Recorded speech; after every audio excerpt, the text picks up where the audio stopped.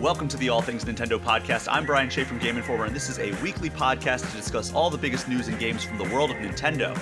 I am currently traveling for a game preview, and then I'm going to be out at Summer Game Fest next week, so this episode is actually pre-recorded, so as such, we're going to skip the news segment and just do a full episode of listener Q&A.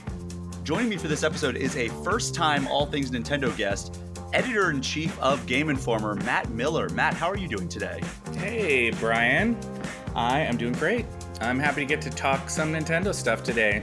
Yeah, it's wild that we've been going. This is the 86th episode of All Things Nintendo, and I've yet to have you on. The person I've worked with the most at Game Informer, Yeah. and I have not had you on yet. I think it's probably just a matter of scheduling and a matter of you just haven't reviewed a Nintendo game in a while, and yeah, just a cornucopia of reasons. But we're finally making time for it this episode, and I'm excited to have you on. Yeah, I don't think it's coincidence, right? It's been a busy stretch as we've been kind of adjusting to things, and me stepping up into the EIC role recently, and that has taken a lot of my time. It's nice to be back at a place where I have a little bit more flexibility to be able to hop in and do some shows and let my voice be heard and all that kind of stuff. So I appreciate you pulling me in here. Yeah, I'm happy I could have you. I'm happy we could find a time that worked because, as I said, I am currently on a plane probably while people are listening to this on the way back from California.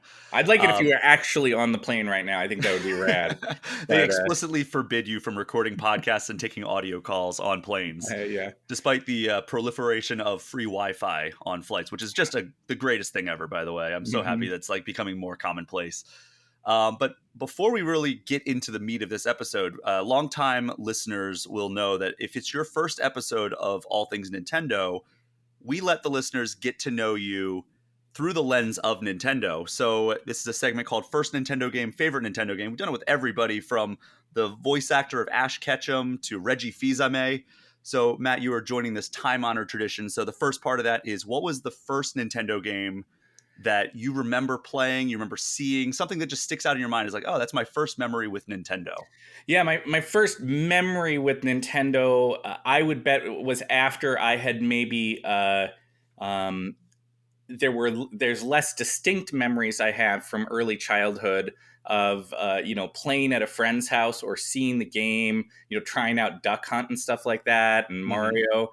But I can remember getting my NES at Christmas time that my parents gave to my brother and I. I mean, it had to have been, I was maybe 6, something like that, and just longed for being able to play this game. And it was came with the pack-in of Super Mario Brothers, and just rapturous joy, right?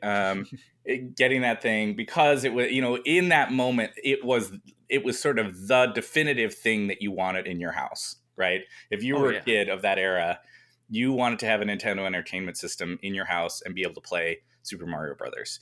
And being able to plug that thing into the TV and, little tiny TV, of course, and that was set up in our playroom or whatever, and play through the early levels and just die constantly because I was terrible at it. Got really familiar with 1-1. So that is the memory that really sticks for me. Do you think at any point in your life you could have navigated 1-1 with your eyes closed? I don't know. I bet I could get pretty close with a little bit of practice. It's not the sort of thing I could go in and just be like, oh yeah, I could totally close my eyes and do that. But I bet if I closed my eyes and I started playing, I would know where the pipes are, right? And I would be like, okay, well, there's a Goomba here. I should jump. Oh, I missed it that time. It needs to be a little earlier that I jump. And I bet with some practice, I could probably get there. That said, I think it was not the Mario game I played the most. Really? Is that the second answer to It this, or is is. that? Yeah, I'm creating a segue here, Very Ryan. good.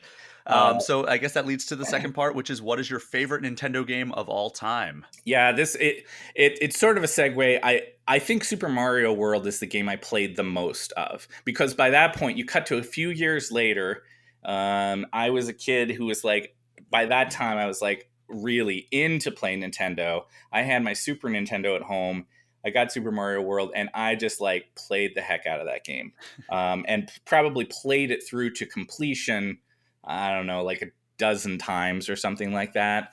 Um, and it would be that thing that I'd get home from school and just turn it on and just play levels. Um, and So it's probably, like it's always hard when you look back on games. What's your favorite game now, right, is a little different than like if you're really honest with yourself about the games that you played the most and that were your favorite in certain moments of time. So those are Hmm. they can kind of be different answers. But Super Mario World was a fixture of that era of my childhood, it's fair to say.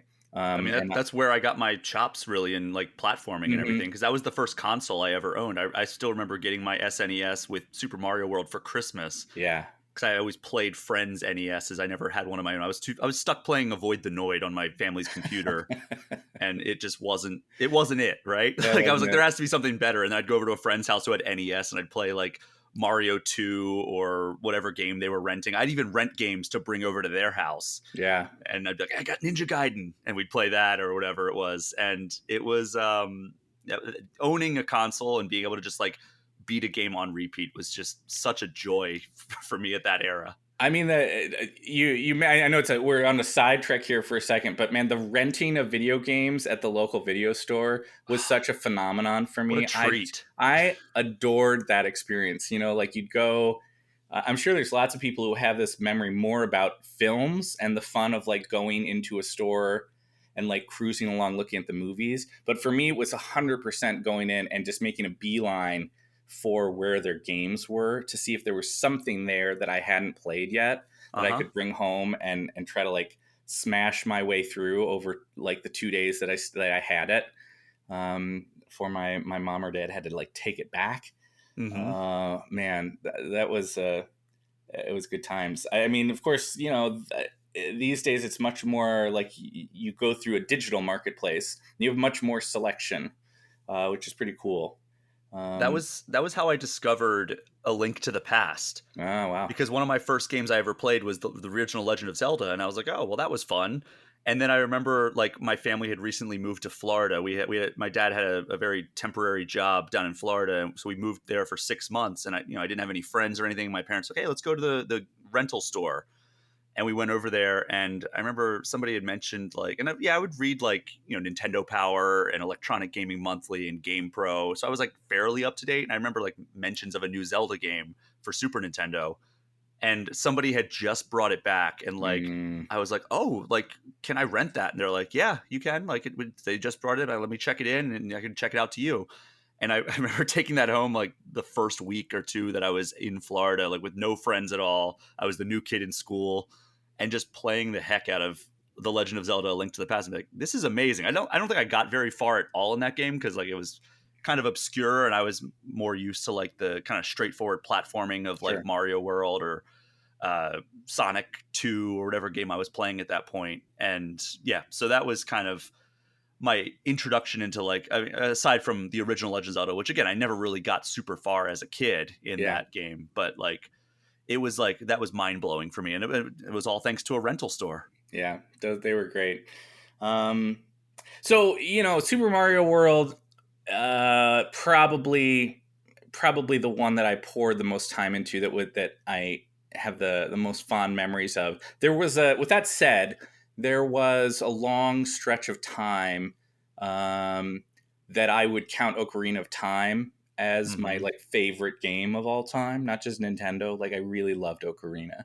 That was a game that when I first played it, um, I I remember just being so wowed by what it was doing and the sort of movement back and forth between the child and adult, um, version of the character. and something that maybe isn't talked about as much, because it was unique to some of us who were at like a certain age at that point, was that like that had that added punch to it if you were playing it when you were in the process of kind of like going from being a kid to being a grown up. You know what I mean? Yeah. And I was part of that generation, right? Like and so it on a subconscious level, I think it hit home for me of the way that you had these kind of two different characters that were the same character, but they were influencing each other and what they would become and all that kind of stuff. And all that sort of vibed in a way that was hard to articulate at the time, I think. But looking back on it, I recognize it. And so it really sticks with me. It's a very strong metaphor for how life is. Like, when you're a kid, it's all sunny and goofy people, and Castletown is blooming, and right. just all kinds of fun stuff going on, fun music.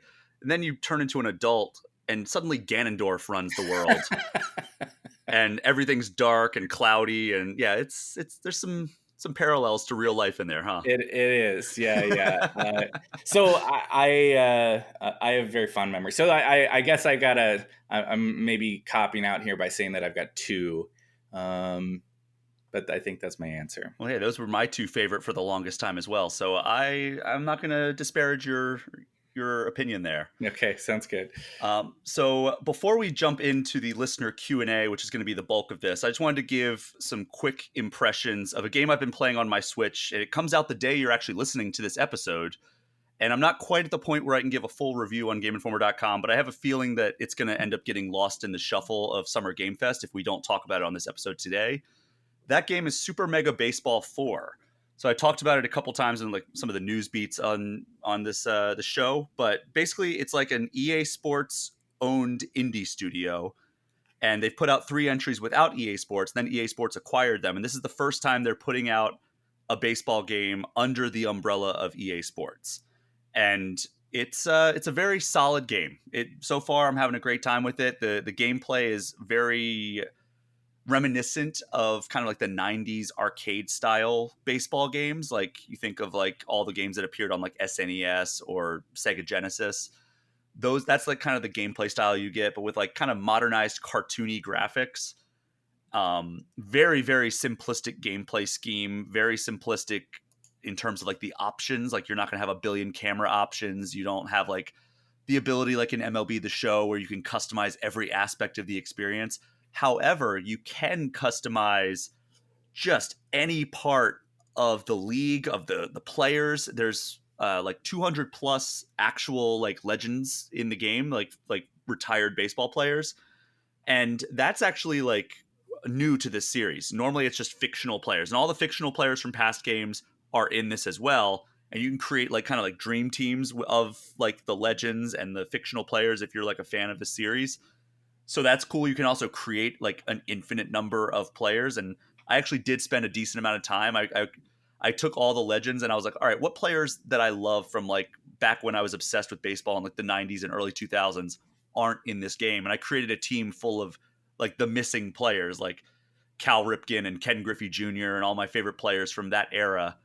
And then what you can do is actually create a franchise mode and do like a fantasy draft with this pool of players. So it was like, and it does kind of like a roguelite mechanic where it gives you like, instead of being able to choose any player that's available, it kind of shuffles like a deck of cards and says, all right, here are 6 cards with a different player in each one.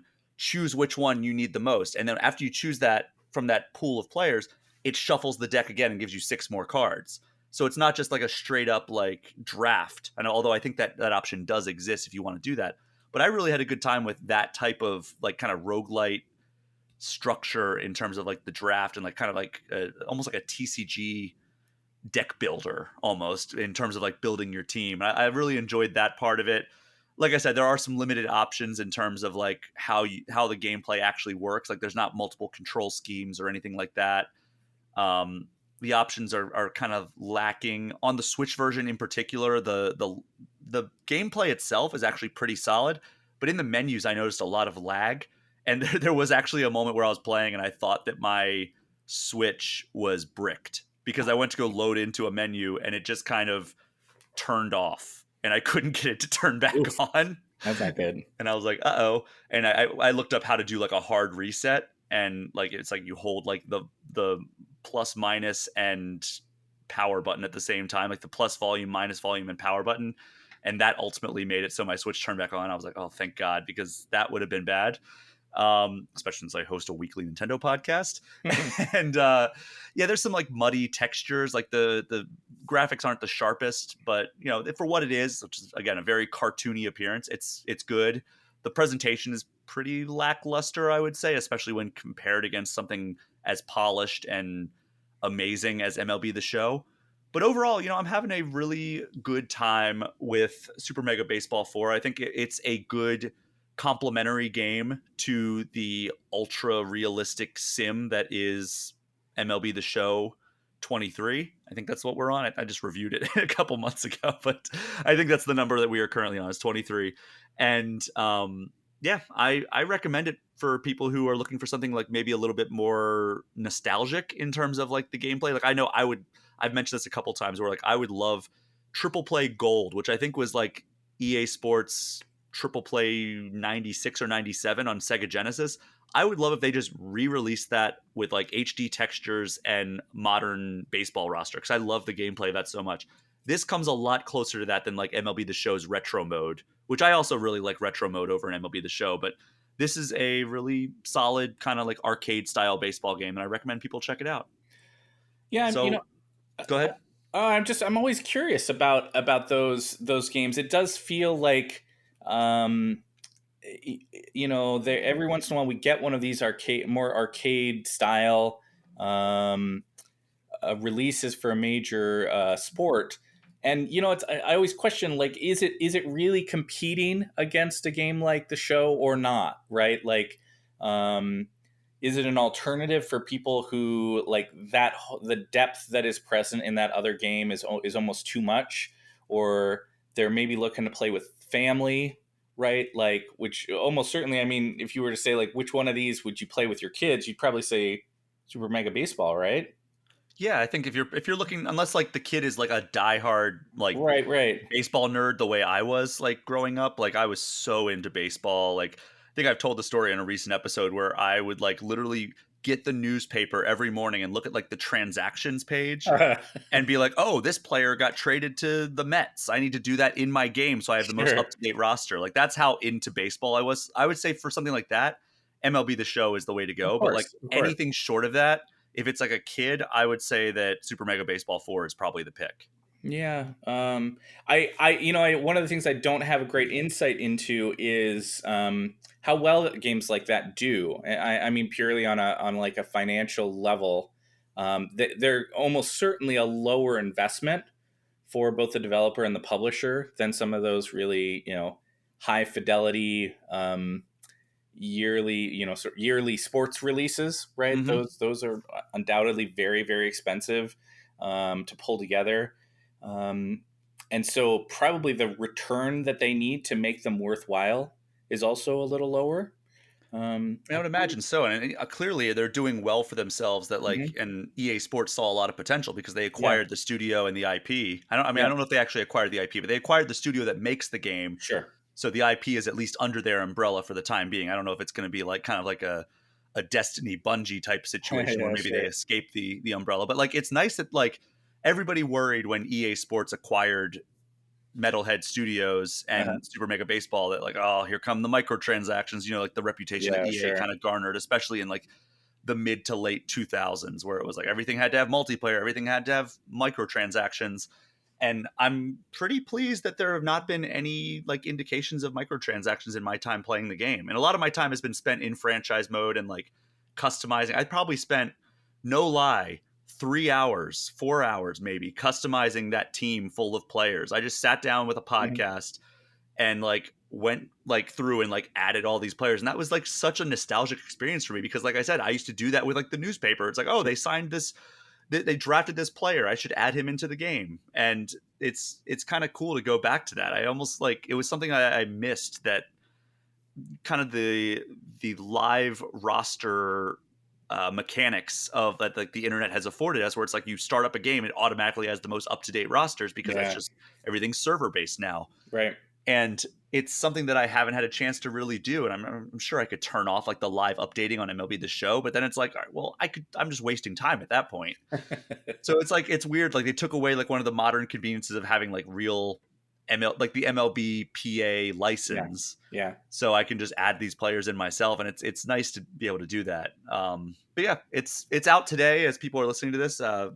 When this episode comes out on pretty much all major platforms. I haven't had a chance to try like the PS5 or the Xbox Series X version, but I'm sure they probably do run a little bit better. I know that there is an option for prioritizing frame rate or textures.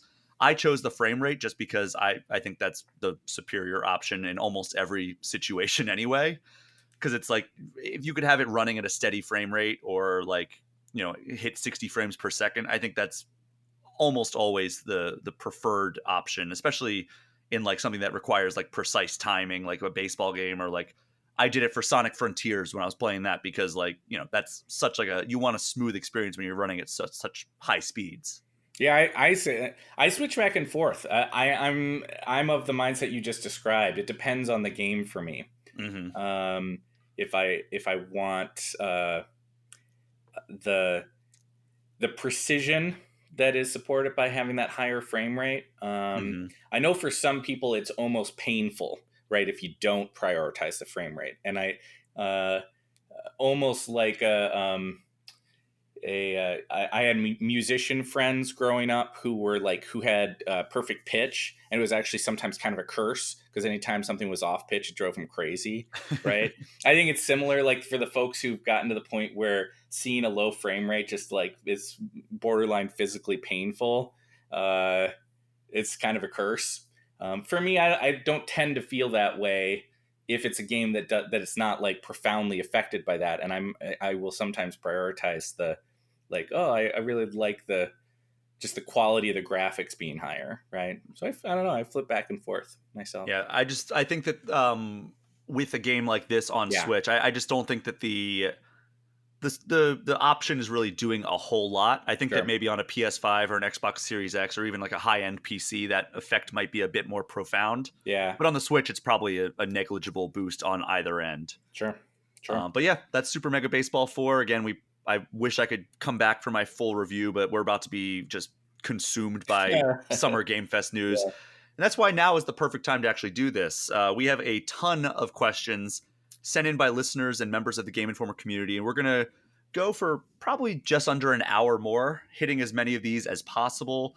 And if you'd like the chance to get your questions in for a future episode of All Things Nintendo, you can send them in allthingsnintendo@gameinformer.com, or join the Game Informer community Discord, or you can just do what other people have done and hit me up on Instagram. That is @Brian P. Shea on Instagram. So this actually is pretty much in line with like what we've already talked about. This is from Ace Killick, aka Cody Gibson, on the Game Informer community Discord. He said, "Thanks to the first and favorite Nintendo game segment, when bringing on a first-time guest, you've discussed quite a bit of people's Nintendo experience, and I really enjoyed digging into that.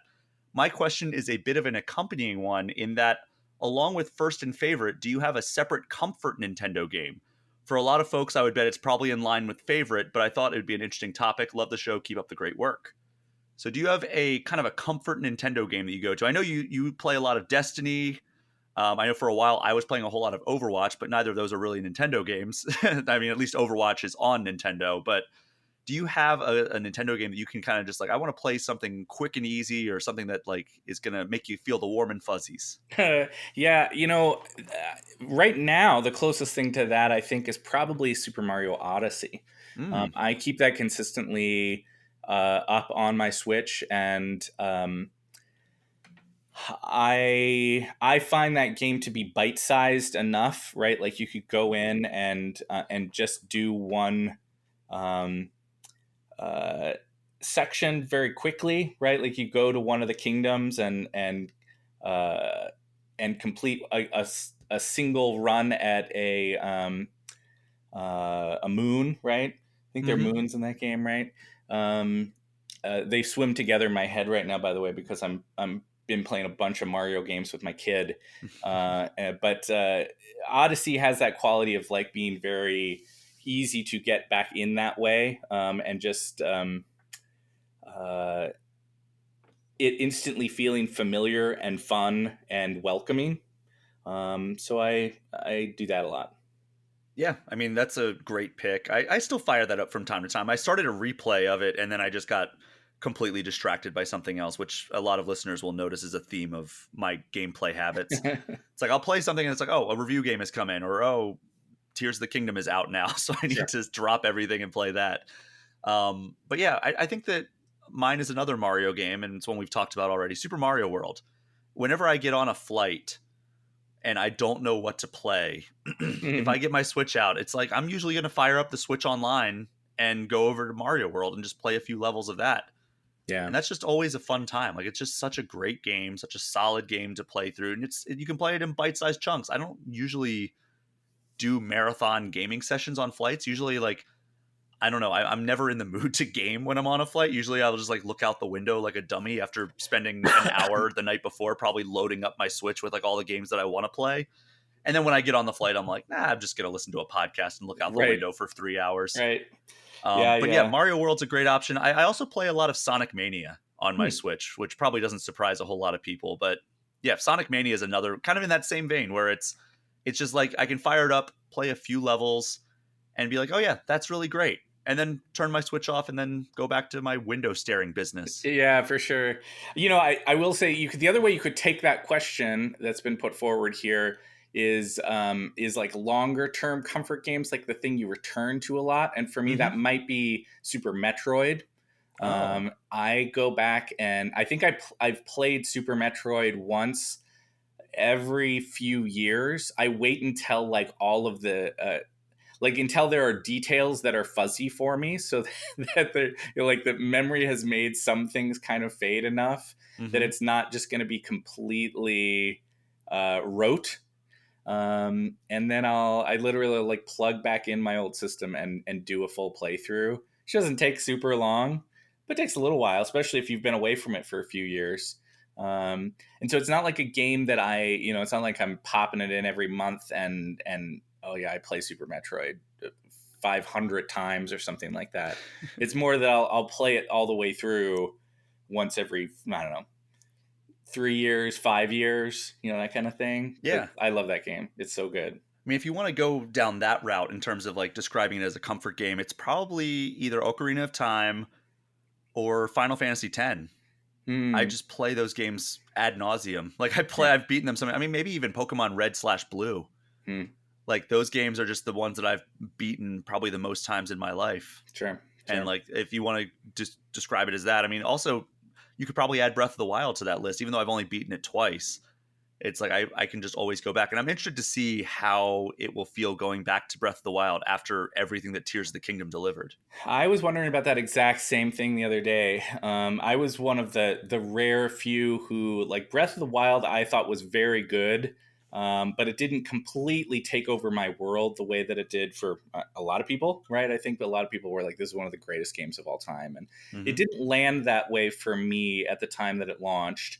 And whereas Tears of the Kingdom, I like Tears better thus far. I'm not finished with it yet, but I think the creativity of the building mechanics in that game really push it over the edge. It's amazing. And so I get more excited about that game than I did Breath of the Wild. But it's made me wonder, right? Like maybe I'll go back and try Breath again, and see if my sentiment about it has either gone up or maybe down even, right? Like if after having played through that stuff that I like so much about Tears, I may go back to Breath of the Wild and be like, I like this even less now. I'm kind of curious. Yeah, I mean, it's every once in a while a sequel will come out and you're like, oh my God, like how did we ever play the previous game without these mechanics? Yeah. And I think like one example was like God of War Ragnarok. It added a lot of stuff that like really improved traversal. I think Jedi Survivor is another example where it's like the implementation of like that grapple hook that he has is just, it fundamentally changes the way you progress through the world. Sure. And I'm interested to see like what it would feel like to explore that Hyrule, one, without having to worry about the Sky Islands or the depths, but also like without Ascend and without Fuse. Like, oh, I have a crappy weapon. Oh, I can just fuse it and make it better. And like, no, that's not an option anymore. Yeah. Yeah. Like, I don't know. Like it would be, I'm going to have to like take another playthrough, because I wrote a piece a couple years ago. It's basically like, even after these years, like going back to Breath of the Wild is still as magical as I remember it. I'm wondering if it still would be in a post Tears of the Kingdom world. That's a very interesting thought experiment. And I mean, eventually I'm going to have to actually do the experiment, I think. But kind of on that same note, one of my good buddies from college actually wrote me a DM asking a question. This is from Armando from my college. He said, are there any plans for future Legend of Zelda Tears of the Kingdom DLC, and will there be an upcoming Nintendo Direct? So they're two separate questions. I think, but let's address the easy one. I think almost certainly there's a Nintendo Direct coming in these summer months. I think Nintendo, even when they're not taking part in something like E3 or Summer Game Fest, they have shown that they still do a corresponding Nintendo Direct. I think last year it was actually like a couple weeks after the Summer Game Fest festivities. Like they were at the end of June instead of like the middle of June, but they still did one, and it was like kind of like giving us a bunch of information about the game still to come through the end of 2022. And I think that's probably what we're going to get in either the middle or end of June in 2023. I think we're going to probably get a big old summertime Nintendo Direct, as we've always gotten. I hope so. I think my hope, much as I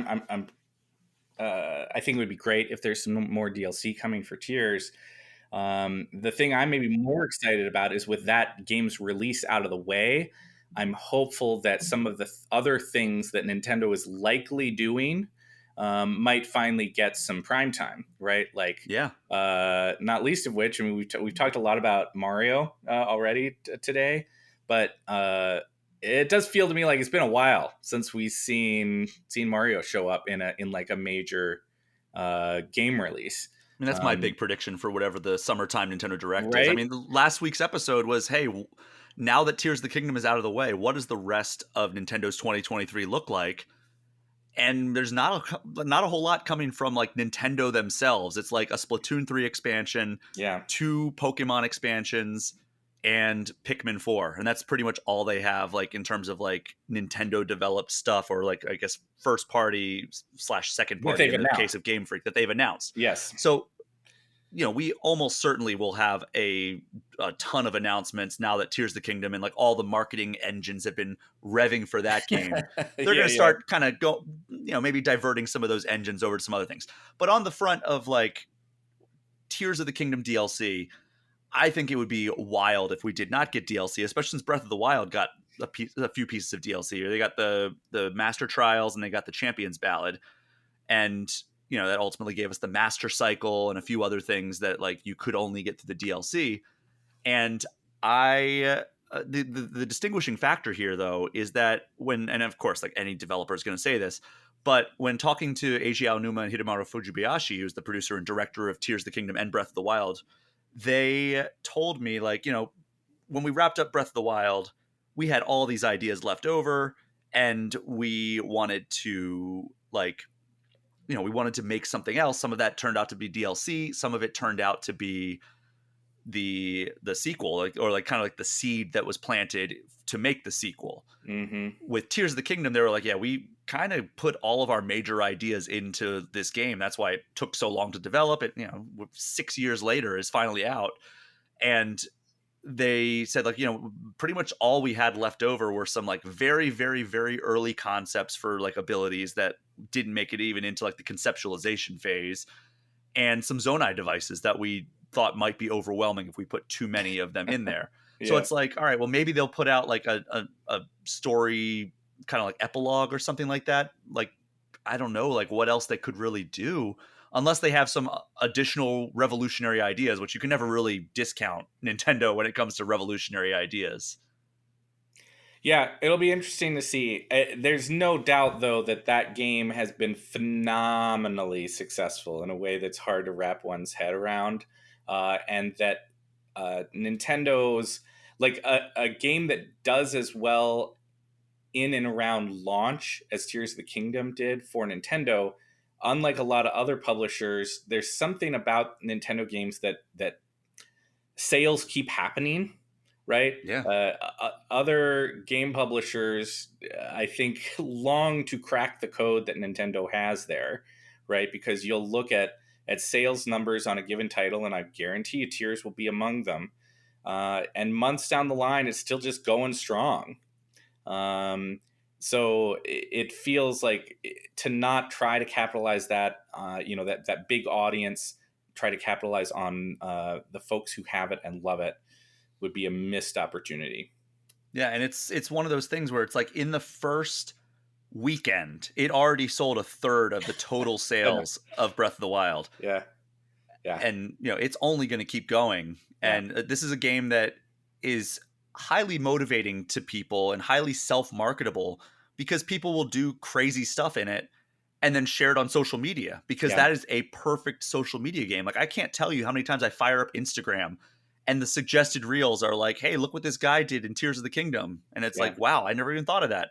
That's cool. That makes me want to go play it. Even though I've already put 70 plus hours into it. It's like, it motivates me to go play it some more. And I'd imagine it has the same effect on people who don't own the game already. So they probably are like, fine, I'll buy this game. Like, I just saw a thing where it was like, we created the most dangerous shape and it spat in the face of the god's wrath. And it was like, they used Ultra Hand to create this like Mickey Mouse character, like Mickey Mouse building.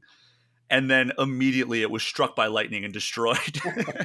And that made me want to go like mess around in Tears of the Kingdom because it's just like a fun game to experiment with. Yeah, for sure. So the next question comes from Svenstagram Live on Instagram. And this is actually kind of like adjacent to maybe the most popular topic, which is kind of Nintendo's stance that they've taken against some of the community endeavors in recent months and years, really. But there were too many people to name outside of this person. But like a lot of people were upset about Nintendo's measures taking against emulators. Like we have a story on GameInformer.com where like they pretty much killed a GameCube emulator that was being put together by the community. They put out an update to the 3DS recently that killed like a popular modding tool that a lot of people were using.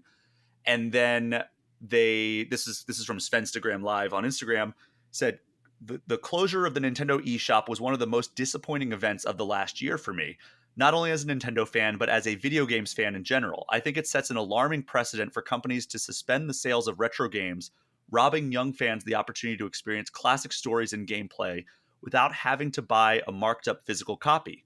Can we expect some of the 3DS and Wii U games to become available on the Switch store, or maybe part of the Switch Online subscription?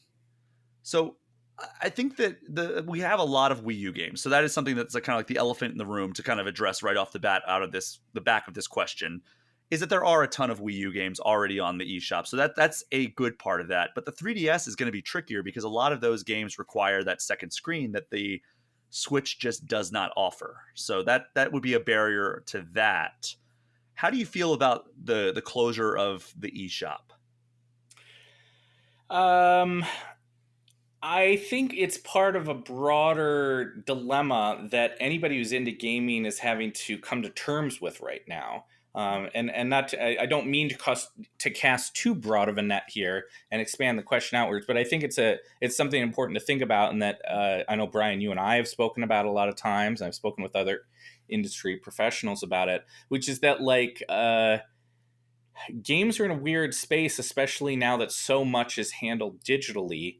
With the understanding of like how to chronicle the history of games, right? And how to understand them when things can sort of like be available and then made not available again, right?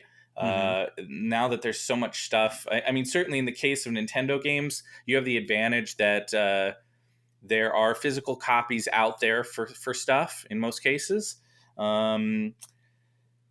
But the person who wrote in the question is right? Like it can be hard to track that stuff down. And it's nice to know that there's sort of robust support from the publisher to like, what's the easiest way to be able to access this old stuff if you wanted to? Like, let's say you got to be a fan of one of our franchises like Zelda or Metroid or Mario or whatever, from a newer game, and you want to like dive back into the catalog, how friendly can we make that as an experience? And I don't think there's any way around the idea that like the closure of that shop makes things harder, right? Mm-hmm. So that's a bad thing. I mean, like I don't think we need to like mince words. It's like, oh yeah, it's good because there's stuff available elsewhere. That said, you're right that a lot of that stuff is being made available in other ways, and that's good. Um, but I tend to, like my mindset is always towards like what's the most friendly thing for the consumer, for the gamer. That should really be where um, I really tend to think like for game making companies, that is both the right thing to do and also probably the financially smart thing to do, right? Because you build loyalty from your fans. They recognize you as someone who is going to do right by them in the ways that you roll out your products. Mm-hmm. So Nintendo has a lot of things they do right for its fans. And there's a reason why there's a lot of very loyal Nintendo folks out there. But I don't think this particular move on Nintendo's part was friendly to gamers. Yeah, and in terms of like zeroing it in on kind of killing the modding community and Mm-hmm. kind of dashing away some emulators, a lot of that stuff is more coming down, and you see it a lot with like fan games that like somebody will make like Mario 64 2, and people will be really excited about it, and then they'll get hit with a cease and desist from Nintendo, and they're very, very protective of their IPs. It's because if they don't, they can lose control of those IPs. Like some publishers have more of a laxed approach to it. It seems like Sega has really embraced the fan game community. There are so many amazing Sonic fan games out there, and it seems like they're fine with it as long as you don't monetize it, right? Like if somebody popped up on Steam is like, hey, I'm selling my Sonic game for $15, I have a feeling Sega would probably kill that very quickly.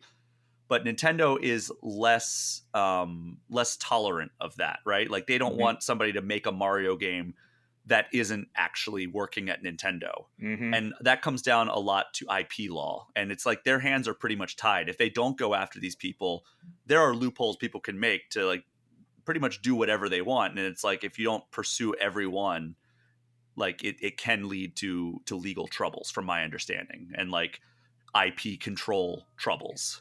So, and obviously like Nintendo has a lot of really, really valuable intellectual properties. Mm-hmm. So they want to protect them. Yeah, that second part of that question is more complicated. There's no two ways about it. On one side, you want to be able to support the community being enthusiastic about like interacting with the property the way that they like, and having emulators and being able to mod things and all that kind of stuff is on the surface is very good. But when you surface it, when you circle that back to something we were just talking about a little bit earlier, which is that like Nintendo, when a new Nintendo game comes along in a given franchise, people are really excited about it. When a new Zelda comes out, when a new Mario game comes out, it does very well. Tears comes out and it sells huge numbers. A new Mario game will come out and will sell huge numbers. They will keep the price consistent for a long time on a given title after it launches, right? You'll still be seeing Tears of the Kingdom priced at full price, I bet, for forever, right? And I don't know, like you gotta wonder whether part of that is, on the kind of the darker side of it is like we control our properties really tightly. If if it's Nintendo, we're keeping like, would there be that same excitement and that enthusiasm if there were 50 copycat games out there? I don't know. I don't know the answer to that. Maybe the other argument there is maybe that would make people more excited. But certainly, whatever we think about it, Nintendo has their answer, right? Which is that, like, as far as they're concerned, those are properties that need to be protected, and that they're gonna be pretty litigious about. Yeah, and they've shown that time and time again. Yeah. And that's well within their rights, even if the Yeah. community is not happy about it. And I understand the community's point of view too, but it's like they have to do it in order to maintain their brand integrity. So that's kind of the answer to that, and it is very complicated and a lot of legal stuff that we would have to dig into. So we'll just leave it at that. Here's another popular one that popped up a lot. Almost word for word the same, and I'm going to censor it here. But Hi Horus on Instagram and PXG on Twitter, both word for word, where the F is Metroid Prime? Like they specifically are wanting Metroid Prime 4. And I mean, we have not heard anything about this game. Like it was announced, I believe, right alongside the Switch, basically. Yeah. And then we heard that, like, okay, well, we're restarting development. I think this was like 2 or 3 years in. They were like, we have to start development from scratch because like it just wasn't going the right way. We're giving it to Retro Studios, which very, very good studio. And that is pretty much the last we heard of it. The most recent rumblings that I have heard is I have a job posting from Nintendo that I'm looking at right now, and somebody, a technical art manager at Retro Studios, is saying, I'm looking to hire a technical artists to work at Retro Studios on Metroid Prime 4. I'm looking for candidates who are proficient in HLSL, which I'm not entirely sure what that is, and have experience with performance diagnostics and optimization. And then he lists 2 job listings for technical artists. So what that tells me is, they have something there, but they're looking for somebody to come in and kind of optimize the way it runs and the way it looks and the way things load in and everything. So I would think that we're probably, at least we have some level of substance in Metroid Prime 4, but probably not quite there yet, if I had to guess, based just purely on that job listing. Yeah. I mean, nice detective work there, for one. It's I the biggest takeaway there is, of course, like it's still happening. Clearly, they're still working on it, and one could hope that we would get word about it sometime soon. I think if you listen to folks like us a lot, sometimes there'll be things that are shared. Literally, like we have to sign NDAs about before we can have conversations about certain things, and sometimes there's things that we can know that we can't immediately share because we're under those NDAs. And so we'll have to talk around questions like this in weird ways. This is not one of those things. Yeah. Metroid Prime is not a thing that we have some sort like that. I'm on the phone with Nintendo every other day talking with them about that title, and we know exactly when it's coming out. It's as much of a mystery to us as it is to everybody, I think. Other than I do think that it's still in process, right? I think my sense is that it's still maybe on the way. We can all cross our fingers. We talked about there's probably going to be a Nintendo presentation here sometime in the coming months. Maybe we'll get to see it. I would love cool. some glimpse of it. My theory is that, much in the way that Tears of the Kingdom seemed to take longer than Nintendo thought it was going to take, and to kind of fill that gap, they put out Skyward Sword HD. Yeah. I think that's why we may have gotten Metroid Prime Remastered earlier this year, which was a very, very good remaster. But it's still like, all right, well, this isn't quite what we're wanting, but it might be like, okay, let's renew interest in this spin-off series of the Metroid series, because Metroid Dread did very well for them. And then, kind of reinvigorate the first-person shooter corner of Metroid Prime, or of the Metroid series, and maybe we'll get some news this summer. Like, hey, remember that awesome remaster we put out earlier this year? Yeah. There's a new one coming. And my hope is also that we'll get Metroid Prime 2 and 3 remastered for Switch as well, because, that remaster was incredible.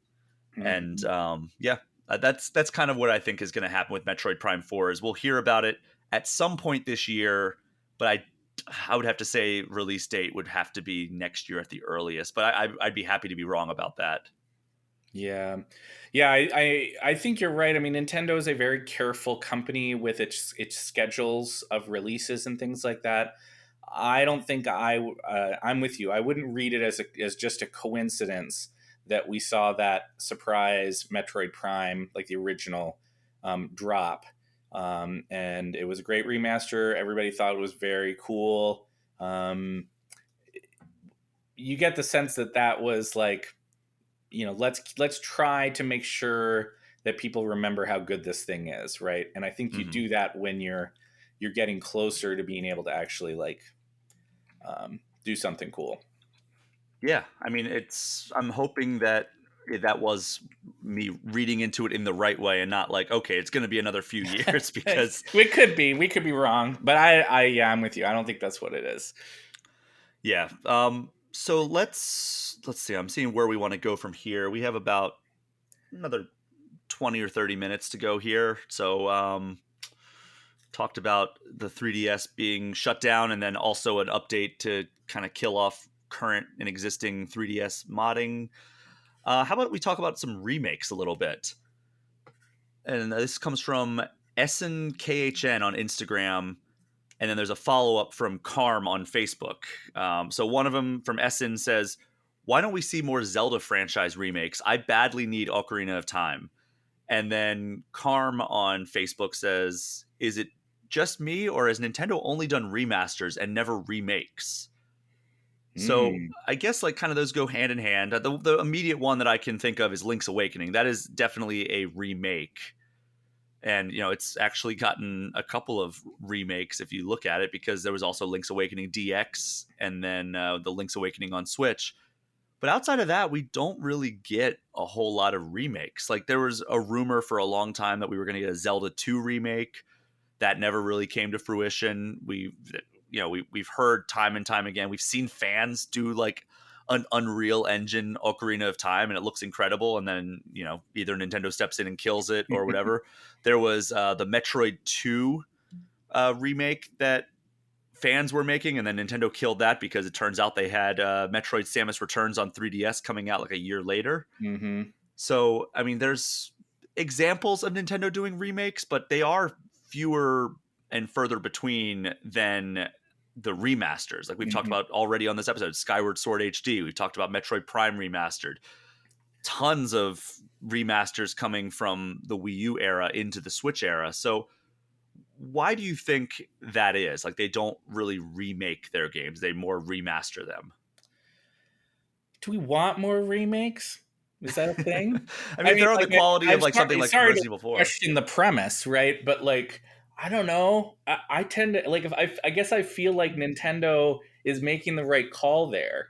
Like everything there's finite resources, right? Like every company, even somebody big like Nintendo, has a limited number of development teams that they can throw at a thing, and throw at a given franchise.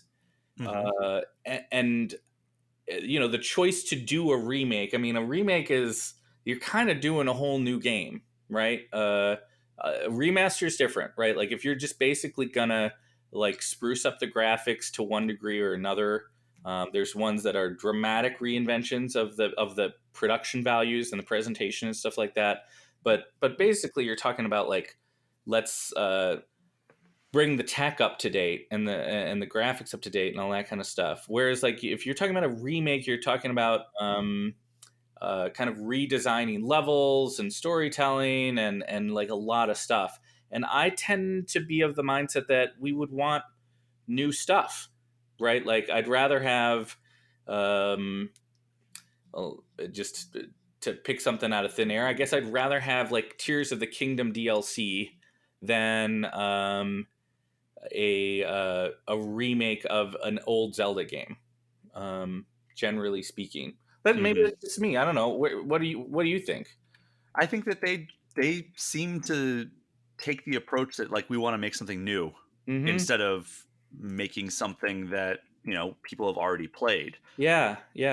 Like I think the Link's Awakening is a very good example because of like where there was a place that was like that had value, like that recent remake of that game had a lot of value because I think a lot of people had never encountered that game. It was a game that was missed in its early incarnation. I think it's fair to say by a large percentage of the gaming population. Yeah, and so having a way to kind of like yeah, this is what that story was, and this is this like weird twist on the Zelda mythology that maybe you never got to, but we're gonna bring it up to date. We're gonna remake the game. That felt like it was new and it was worthwhile, but um, I think maybe something like Link to the Past, much as we've discussed already today, Link to the Past is an amazing game, um, but I don't know if I'd need it again. I think when I want to play Link to the Past, I'm pretty happy to have it be um, the old visuals, Mm-hmm. um, and just the way they are. And I think if like some of the puzzles or where certain things were, or where I could like blow a bomb up and have a secret door appear, if those like were in different places, it might just kind of bug me. You know what I mean?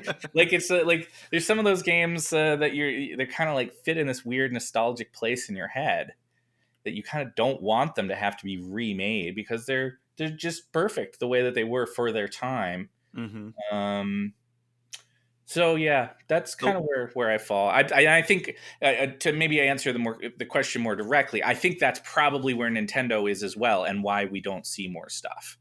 yeah, and I think that like we did kind of touch on this topic. Oh God, when was it? Either last episode or the episode before, where it was like, which Zelda game would you like to see remade in kind of the Breath of the Wild, Tears of the Kingdom format? Like Mm-hmm. just remake this game, but with like the big open world. My choice easily off the bat was Ocarina of Time. Like it would be cool to have like a Hyrule field that resembles like the Breath of the Wild format, where it's just so open, you can go anywhere, and kind of like because Ocarina of Time really gave us the definition and the blueprint and the foundation for all 3D games that followed it for like pretty much the next 10 or 15 years. Mm-hmm. It invented the Z targeting, which is just we still use like, hey, you can press down the stick to lock on to an enemy that you're fighting. Mm-hmm. And I would like to see like that carried over into like the modern Zelda format if they were going to do one. I mean, but on the same note, like Link to the Past would be a prime candidate for that, because that's also like a game where it's like you can just go anywhere and like do things in different order and everything. But I don't think I would want that as badly as like modernizing another 3D Zelda game to play like that. But Ocarina of Time is almost as close to perfect as any game, just like A Link to the Past is pretty close as well. Mm-hmm. So I don't know if it's needed to remake a lot of these Zelda games, because so many of them are already some of the greatest games in their genres. Mm-hmm. So that's kind of where I stand on it. But speaking of games that like we just need access to, and these are all pretty much remasters, we have a few people here. We have Essaboy on Instagram saying, please, please, please bring in a port of Super Mario Galaxy 2, and then adds the caveat, I understand the development of that game back in 2010 was not at all pleasant, so I understand if they don't want to revisit it. And then the Dean's Wellness on Instagram has a little bit more of a broad demand. Twilight Princess and Wind Waker need a port to Switch, as well as any GameCube or Zelda game ever. And then SamIam546 says, where is Twilight Princess and Wind Waker HD? So I guess the question here that I'll pose to you, playing off these responses, are, if you could bring any game to Switch from the past, what would it be? Oof.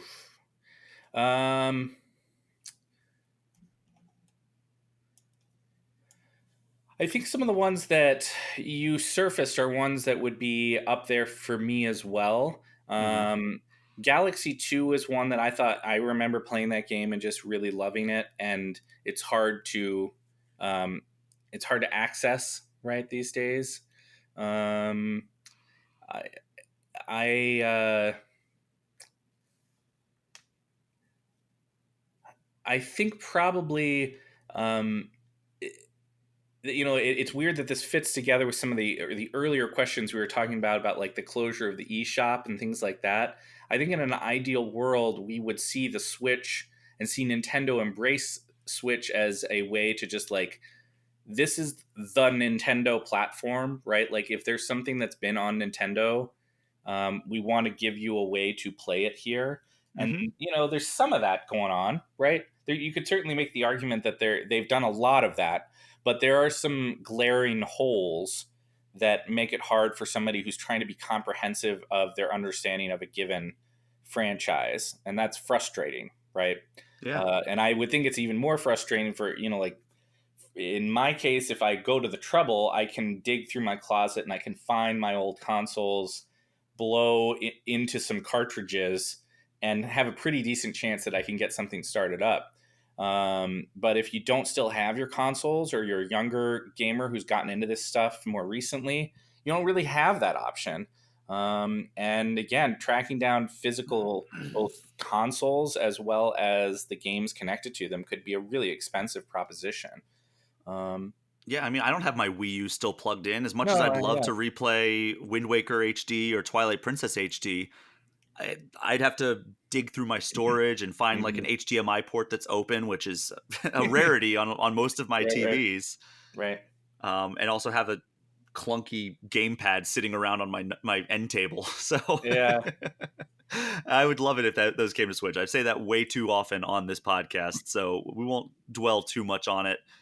But yeah, those are definitely up there for me. It's Super Mario Galaxy 2. It's just such a weird thing that they never put that yeah. out as part of, especially as they put out Mario 3D All Stars It and then should have have been Mario on there. 64, Sunshine, and Galaxy 1. Like, why was Yeah. Galaxy 2 not included? Galaxy 2 should have been in that collection. It really should have. I mean, I get that it was, uh, again, limited resources and all that kind of stuff, but like that's the place that should have lived, I think. Oh, absolutely. I mean, we streamed Mario Galaxy 2, Kyle Hilliard and I want to say a couple weeks ago now. It might have been last Friday for all I know, but it feels like a couple weeks ago. And we were talking about why is this not on here? And we thought maybe it was like the Yoshi sequences because you actually have to use motion controls on that. But it's like there Mm, could have been a way to rework that. mm-hmm. And the other idea was like, oh, maybe they just wanted kind of like 3 distinct play styles for this. But I don't know. Like there's just really no good answer as to why it is. I posited that maybe they'll eventually put it out as like, all right, this is like a $15 piece of DLC that you can buy for Mario 3D All Stars, but that would almost inevitably have to come with the relisting of Mario 3D All Stars because for some stupid reason they delisted it from the eShop. I understand if you don't want to do any more physical runs of that game, Yeah. but why delist it from the eShop? It's supposed to be a celebration of Mario. I understand, like, Mario 35, which was like kind of like the battle royale Mario Right. experience. They only ran that for a little bit, and okay, whatever. That requires like live servers and everything, but it costs them nothing to give people the ability to buy a collection of 3 of the best Mario games of all time. Yeah. Why is that no longer an option? I mean, my presumption anytime I see a decision like that is that it's a company thinking ahead to things that they're going to include in some thing we don't know about yet, or some subscription program that they're going to expand, right? Like, so even though we don't necessarily have the answer to why it's not there anymore, that's usually my guess, is that they're, like it's taking value away in the immediate term to add value, perceived value, to a thing that they're going to launch later on. And by the way, I don't think Nintendo is unique in this regard, right? Like every game company is doing those forms of calculus these days. Mm-hmm. Doesn't make it any less frustrating, though. Hey, everybody wants their own subscription service, They and do. I mean, Yeah. hey, Mario 64 is on the Switch N64 catalog, but also on Mario 3D All Stars. So, I mean, if that does come to pass and we get like a GameCube and Wii collection, Mario Galaxy and Mario Sunshine would probably be among the first games added to that. So that would check out. Yeah. I But mean, I don't you know. can do that. You can think about that again, like dollars and cents, right? And certainly there's a component of your community's goodwill. You don't want to breach that too much. That said, on that dollars and cents front, if you have, like, there's a game you really want to play, like let's say it's Galaxy 2 and you've been wanting to play it, either you loved it and you don't have the disc anymore, or you never got to play it and you really you really always want it to, and there's a way to play it for relatively cheap by buying a collection, right? Like Mm-hmm. let's say they put it into that 3D All Stars game, or somewhere down the road it's available as part of a subscription program that you're going to pay Nintendo $10 or $20 a month or whatever it is. I don't know, for some revamped version of their subscription thing. And then you can play that game and like 50 other games that are also really good. They'd much rather have you subscribe, right? Every company in the world wants subscriptions because subscriptions stick around, generally speaking, and people keep doing them. So that's the math they do. That's why it happens that way, I'm pretty sure. I am waiting for the breaking point on the subscription bubble because there are so many subscriptions. I remember it was like, oh, I can get Netflix and cancel Netflix and Hulu and cancel my cable. And now it's like, all right, now I have to get Peacock and Paramount Plus and Max and all these other stupid services. I actually went through and purged a lot of my subscriptions last week. Yeah. And it's like, the chopping block is getting easier and easier to put stuff on because there's just so many. And even on the gaming side, I have Nintendo Switch Online. I have Xbox Game Pass Ultimate. I have PlayStation Plus Premium. Yeah. It's like, all right, what? And like EA wants me to subscribe to theirs and Ubisoft wants me to subscribe to theirs. And it's like, I can't, guys. Like, I really can't. It certainly increasingly is one of those things that one has to be selective about where do you want to put your entertainment dollars. And can be a tricky. Yeah. We have time for only a few more here. This comes from That Guy Garrick on Instagram. Quick and easy. Top 3 Game Boy Advance games. Ooh. You want to go first? You want me to? I'll go first. Yeah, and it's funny because I didn't play a ton of Game Boy Advance growing up, but I've gone back and experienced the catalog quite a bit in my later years. And looking at my favorite games to play on those systems, all 3 of them are remakes, which is very funny to think about, or I guess in one case, a remaster, when we were just talking about Nintendo remakes. So at number 3, I have Metroid Zero Mission, which was a remake of the original Metroid on NES. And that was just a great reimagining of that game, made it modernized. It gave you the map that the original one did not have, which is now a series and genre staple. And it just made it infinitely more playable while adding an epilogue where Samus is fighting space pirates. So that's a very fun game, and I really want that to be added to the Game Boy Advance catalog on Switch. Right now, I think we just have Fusion. Number 2, I'm going to say Pokemon Fire Red and Leaf Green. Okay. Same reasons as before. It remade one of my favorite games of all time in Pokemon Red and Blue. And, added a bunch of stuff, made the graphics look amazing. I really enjoy like the 16-bit look of the Game Boy Advance. And I think that's kind of when Pokemon looks its sharpest, is kind of like that Game Boy Advance and DS era, I think, are my favorite art styles for Pokemon. So it's nice to see my favorite games kind of made in that style. And then number 1 is A Link to the Past with 4 Swords. Not only did you get arguably the greatest game of all time in terms of like pure design conventions, but you also get a little side all new game. That's why I liked Mario 3D World plus Bowser's Fury so much. It's one of my favorite 3D Mario games.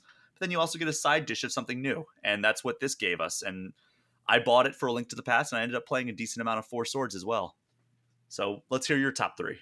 Yeah, I think Castlevania Aria of Sorrow is very high on my list.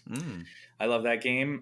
This was the third of the third Game Boy entry of the Castlevania ones, but it was my favorite. This is the one where you play Soma Cruz, and you have the tactical souls system. Good Castlevania games like this, like Aria of Sorrow and Symphony of the Night, are right up there for me with, we talked earlier about like my replay of Super Metroid, right?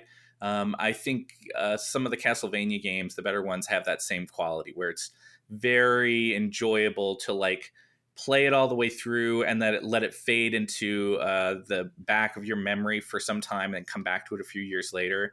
And Aria holds up in that way because of the distinctness of the different attacks that you can get access to by capturing all these different souls. And it was just a really well designed version of the Castlevania castle to move through and explore. So I think a lot of people might have missed those portable entries. And there is a Castlevania Advance collection that is available on, I think, every platform, but also Switch. That's where I bought it, and I'm excited to dive into that eventually. They're really good. But Aria is my favorite. For what it's worth, by the way, you can kind of play those. I mean, they sort of dovetail one to the other, but I think you should feel fine playing anyone in whatever order you want. And Aria would be fine to start with. I like the other GBA Metroid game, Metroid Fusion. Zero Mission's awesome, but I like Fusion. Fusion was weird. I think. Do you think it's the weirdest Metroid game? Ooh, I mean, probably because you have like that parasite that can like steal Samus's suit, and that was actually the foundation for the what were they called? The Emmy robots in Dread. Because they were like, oh, well, that was kind of a fun thing the way you had to hide from this thing and you were powerless against it. And that's what they basically applied to the entire game in Dread. Yeah, it was unusual. It had this somewhat convoluted plot that I recall at the time sort of being fascinated by, because I don't know, the Metroid games, the prior Metroid games, I felt like were pretty simplistic in this regard, and not necessarily to their detriment either, right? Like sometimes the Metroid stories were just like, you're a bounty hunter, you're on this alien planet, you gotta go kill some stuff, right? Like, and that was as much as you really needed. Here you had these kind of weird plot developments around the infection that she had, and like, I'm gonna blow up this space station, and I've got my ship's computer AI is now my buddy, and factors into the story in weird ways, and it had all sorts of weird little twists and turns on top of just being a great Metroid game. For sure. So I like that one. I think my other one's Minish Cap. I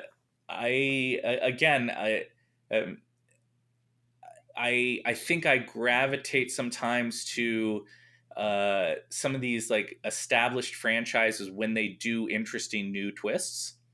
And Minish Cap had that, right? Like in some ways it was a callback to like Link to the Past kind of thing. But you know, the whole shrinking dynamic was like, oh, that's so cute and clever. And I have fond thoughts about it as a result. I know that's one of Kyle's favorite games, like for the Zelda franchise. That is actually a game I've never played. Oh man, yeah, I think you dig it. It's good. Yeah, it's. I think probably now that I've beaten Majora's Mask finally, I think that's probably next on my list. Or I thought about being a masochist and trying Zelda 2, like trying to get through Zelda 2 for the first time. Oh god. Just to say I've done it. I know there are defenders of Zelda 2. So I won't go to town trying to tear it apart, but I will just say that I am not one of its defenders. Yeah, there's a lot that game tries, but I think that it was a pretty frustrating game from the times that I have spent trying to like make any kind of meaningful progress on it. Yeah. But let's end on a Zelda question here. This comes from Troidal Power on Discord. And they say, if you could pull one specific element, i.e. character, item, or area, from a past Zelda game into the next Breath of the Wild line, what would it be? As much as the traversal is a blast in both Breath of the Wild and Tears of the Kingdom, I miss the hook shot. Even if it functioned like the one in Halo Infinite, I think it could be a blast in the open world Hyrule. Is there anything that comes to mind that like you really miss of like kind of the more classic style of Zelda titles? You know, I miss. I don't get me wrong. I think the new model for gameplay is very, very good. We talked before about how great Tears is and all that kind of stuff. But I do have a fond place in my heart for the gradual growth of these different pieces of equipment that you're getting.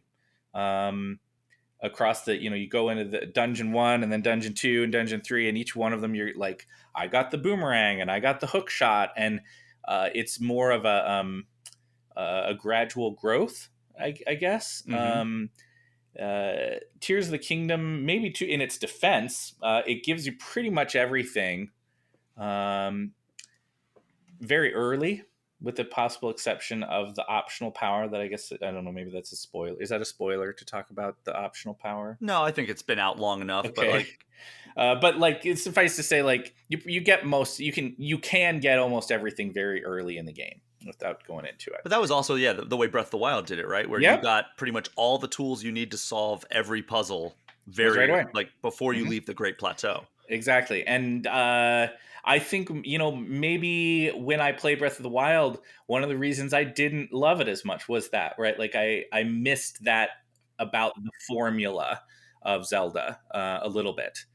Um, so I don't know. That's kind of a meandering way of saying, like, I miss all of them sometimes. I will say that, like, you ask this question the next time one comes around, and I don't know how they move that franchise forward if you don't continue offering that building uh, stuff, like the Ultra Hand stuff.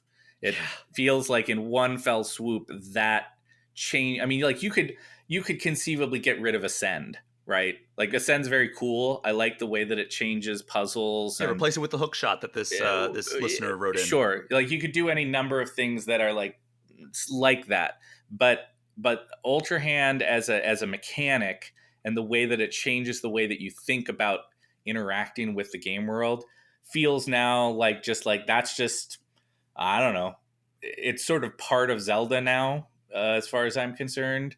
I don't know how you do another one and not have people be disappointed that they, I don't know, can't make giant laser mechs or sailboats or whatever out of the things that they encounter in the world. Yeah, it really is kind of like the Super Smash Brothers conundrum at this point, where it's like, if they wanted to do a new Super Smash Brothers game, which they almost certainly will at some point, Yeah, how do they top Ultimate? Like, do right. they just go back to basics? We're like, all right, there's only 8 or 12 characters in this one. Let's just see how we can build over time. Like, maybe they turn it, like, put in a 12 character roster, and then, like, they treat it as a platform over 10 years. And just, like, by the end of it, you'll have all the characters. But, like, I feel like even that would have backlash. Mm-hmm. Because it's like, oh, well, you guys gave us everyone last time. And that's how people are going to be with the Zelda franchise, probably, Yeah. where it's like, I can't build a sailboat in this one. Right, right. So I don't know. I don't know if I have any. I guess I've diverted some from the spirit of the original question, which I don't know if I have one that's definitive. I mean, you can have boomerangs in tiers, right? Yeah. But it's not like the piece of equipment in the way that it was in the past. Like that was always the one I always really looked forward to in old style Zelda games. I really liked the boomerang because I liked the way it would often play into puzzles, that you'd like fling it out and you pull something back to you, which I thought was really neat. And I also liked that it was a pretty reliable ranged weapon usually, that you didn't have to worry about ammo for. And so I always, back in the day, that was always sort of like I'm counting down time until I get my boomerang. Yeah. So that might be my answer, I guess. But you just got to go to Jabu Jabu's belly. Right, exactly. So I have 3 that I guess, I mean, these are kind of all stretches. One of them I absolutely want. The other 2 are like, we've kind of started to get that more. The first one that I absolutely want is I want a greater emphasis on storytelling.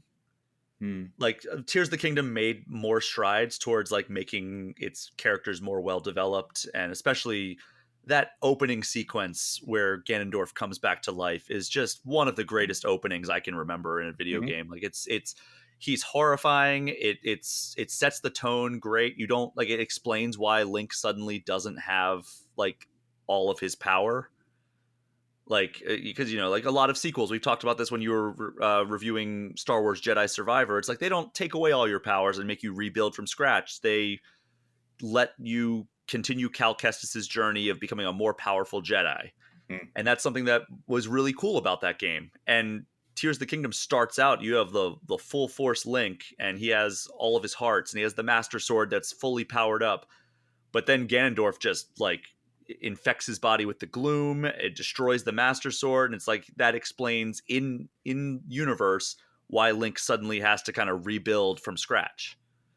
And outside of that, though, like there are moments where the storytelling is really great, but I still feel like it's not up to the level that like a game like Twilight Princess or Wind Waker or even Ocarina of Time would be if that style of game came out in 2023. Mm-hmm, Like mm-hmm. there's just not kind of the emphasis. And I know that that's largely in part due to the fact that you're given this big open world to explore and you can experience the story at your own pace. And that probably makes it so that there's larger gaps between the story beats. Like I know I went probably 10 or 15 hours at a time without getting any real progression in the story. And that's my doing, right? If I want to just do, all right, I want to do this dungeon, then this dungeon, then this dungeon, and then this dungeon, and then I want to go to Hyrule Castle and do this, and I want to do this. And like, if I wanted to do that, I could, and I would be, you know, I'd get a very truncated experience of, you know, maybe 20, 25 hours with a lot of story beats. Mm-hmm. I think that is one way that I could experience it, but I think that it's just it's a challenge given the open world format, and they did again made great strides in the Tears of the Kingdom release, but I think that there are still some ways they could improve it. Mm-hmm. The other one that I really wanted to bring up, though, was just kind of the return of traditional dungeons, which, again, we did get in Tears of the Kingdom, but I think that there are plenty of ways they could do more with it. Yeah, yeah. The storytelling thing's a weird one, isn't it? Right? Like, I'm trying to figure out how to talk about this without spoiling things about. I mean, I'm not even done with Tears of the Kingdom, but the more substantial and interesting story in that game, I think there's a way I can talk about it without spoiling it, is not the one that you're playing through. Do you know what I'm talking about? Yeah. And it's the one, like, for the first time, and I found myself thinking about this last night. It feels to me like the first time that it is a follow through on like what the actual name of the franchise is, which I really love about Tears of the Kingdom. The idea that it is like the Legend of Zelda, right? Yeah. I think is so cool. I consistently over the years, like, I don't know, I find Zelda the more interesting character. And there's partially it's because, you know, they more recently have given her voice where they still have held back on that for Link. But it's also just like a more interesting character for me frequently, of this sort of like conflicted character who has magic powers, but, you know, doesn't have always the strength that she needs to like solve the problem herself. And I don't know. I would love to see a game that more fully embraces, like, let's make Zelda the lead. Just straight up. I mean, a lot of people were theorizing when that Tears of the Kingdom or Breath of the Wild sequel, I guess it was called at the time, when it was revealed, and they were kind of like exploring the caves together. Yeah. They're like, oh, was this going to be like a co-op game, or can you switch between the characters or whatever? And that would have been cool. Yeah. I mean, no, don't get me wrong. Tears is awesome. We're not trying to like change what it is or anything like that. And Link is a fun character to rediscover every time we get to get back in there. But he's not, you know, by on purpose, he's not really a character, right? Like he's perhaps the most classic of those like video game foils of like, this is you in the game, right? Yeah. And they've always really stuck to that. So I don't know. I guess I'm maybe just echoing what you're saying. I'd like to see a greater investment in that storytelling dynamic, and I think the character of Zelda might be the place to do that. You don't think you need to take Link out of the equation, but I think you could flip the script, right? You could imagine a Tears of the Kingdom be a very different game, of course, and whatever. But you could imagine a version of the game where instead of losing all his hearts at the beginning, Link dies. And Zelda is forced to like deal with the situation in front of her and saving her own kingdom without, you know, her stalwart knight by her side. Could you imagine if that was like a twist that they threw in, and like amazing, right? All the Link scenes that we saw in pre-release gameplay was just like flashback stuff or something, or flashbacks. Yeah. I don't know. That would be the ultimate twist in a video game, right? Like the character that you thought you were going to be playing for like the next 100 hours actually dies in the opening sequence. Yeah. That would have been Metal Gear Solid 2, right? Yeah. That would have been unbelievable. Anyway, I feel like Kyle and I would have not been able to hold back like on like the big spoilers if that was what happens. Right. But we touched on so many topics over the course of this, and believe it or not, for all the topics we touched on, there's even more that are left over. So I'll have to do another one of these in the near future. And hopefully people will send in more, because I always love seeing what's on the minds of all the listeners and all the members of the community. Just real quick before we wrap up here, I do have a programming note for next week's episode. I am going to be again on the road. So the episode coming out, I want to hold it in order to get like some of the news out of Summer Game Fest. And also I will be meeting with some games industry luminaries while I'm out in Los Angeles for Summer Game Fest. And the hope is that I will be able to have some of those interviews that I will be having with these people on the episode. So as such, it's entirely likely that next week's All Things Nintendo will not hit until later in the day on Friday, as I will be out on the West Coast, or even on Saturday morning. So just keep that in mind. If it doesn't show up in your feeds, it is entirely likely it is just a result of all of the stuff going on out there and trying to be as timely as possible with these episodes. But other than that, I'm still planning on doing an episode while I'm out there. It might end up being the second ever live in-person episode of All Things Nintendo. Last year at this same time, when we were out for Summer Game Fest, Alex Stadnick joined me for the first ever in-person episode, and this is going to be hopefully the second in-person episode. So look forward to that. But again, just keep in mind, it might be a little bit later given the timing of everything that's going on out in Los Angeles that week.